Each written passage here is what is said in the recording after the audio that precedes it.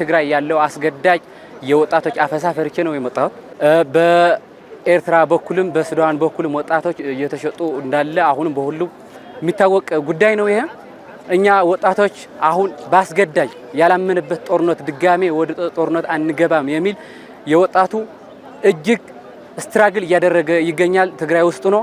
ይሄ ድምጽ ግን ብቻው ይሄ ወጣቱ ትግራይ በአሁኑ በቲዲኤፍ የሚባል ሰራዊት በኃይል ባስገዳጅ አንገቱ እየታነቀ ወደ የማሰልጠኛ ካምፕ ያለ ፍላጎት ኢሰብአዊ በሆነ አያያዝ ተይዞ ተለቅሞ በሁሉም አለ በተባለ ከሀገሩ በጎረቤት ሀገርም ትግራይ ውስጥ ባሉ የመሰልጠኛ ካምፖች እያስገቡ እያፈሱ እናቶች እያስለቀሱ ይገኛሉ። ህዝቡ ምንም ከማንም ችግር ውስጥ ላይ እየከተቱ ይገኛሉ። የትግራይ ህዝብ በዚህ ኋላ ቀር ቡድን እነሱ ልጆቻቸውን አውሮፓና አሜሪካ አስቀምጠው እነሱ የጦርነት ነጋዴ ሆነው ልጆቻቸውን አይሞቱም። የትግራይ ህዝብ ልጆች ግን እየሞቱ ያሉበት ሁኔታ ስለሆነ በትግራይ ሰላማዊ የሆነ ኢትዮጵያ የምታገኘው አሁን ያለውን በኢትዮጵያ እየተረጋገጠ ያለውን የልማት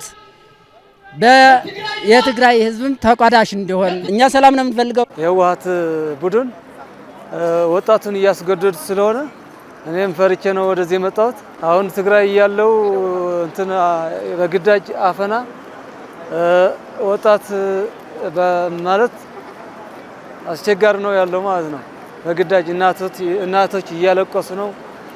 ወደ ወጣትም በግዳጅ ማለት ያላመነበት እንትን እየወጣ ነው። ወጣቱ አሁን በቃ እየወጣ ነው። ገበሬውም አልዘራም። አሁን ክረምት ነው። በቃ እየሸሸ ነው የሚገኘው። በጣም ነው የሚያሳዝነው ትግራይ ያለውን ነገር። የትግራይ እናት ጦርነት ይበቃታል፣ መሰቃየት ይበቃታል። ወጣቱ ተረጋግቶ መኖር አለበት፣ በአገሩ መኖር አለበት፣ ሰርቶ መብላት አለበት፣ መንገላታት የለበትም የሚለውን ድምጼ ለማሰማት ነው እዚህ የተገኘው። የትግራይ ህዝብ፣ የትግራይ እናት፣ የትግራይ ወጣት፣ የትግራይ አርሶ አደር የሰላም ስምምነቱን ይፈልገዋል አሁኑ ማለት ነው። እኔ እናት ነኝ፣ የወጣት እናት ነኝ። ግን ይሄንን ጦርነት አንፈልግም። ያው መንግስት የሰላም ጥሪ እያደረገ ነው። አሁን ያለው ያው ከውጭም ድረስ እየመጣ መንግስት የሰላም ጥሪ እያደረገ ነው። በዓለም ደረጃ ወደ ህዝቡ ወደ አንድ እንዲመጣ የሰላም ጥሪ እየተደረገ ነው። ስለዚህ ይሄ ጦርነት ይብቃን፣ ወደ አንድነት እንምጣ። አሁን ባለው ትግራይ ውስጥ ቀውስ በጣም ጭንቅ ላይ ሰዓት ነው ያለው። አሁን በትግራይ ውስጥ ጭንቁ ምንድነው ብትይ አፈሳና ግልንታ አለ። ያለው በግድ የወሰዱ ወጣት ማሳደድ ስላለ ያ ይቁም በማለት ነው። እናቶቻችን አባቶችም እያስለቀሱ ያሉ እዛ ያለው ድርጅት ማለት ነው። ከስምምነቱ በኋላ የነበረው ቆንጆ ነበረ። ሰላም እየኖርን መሪዎቻችን ነበሩ።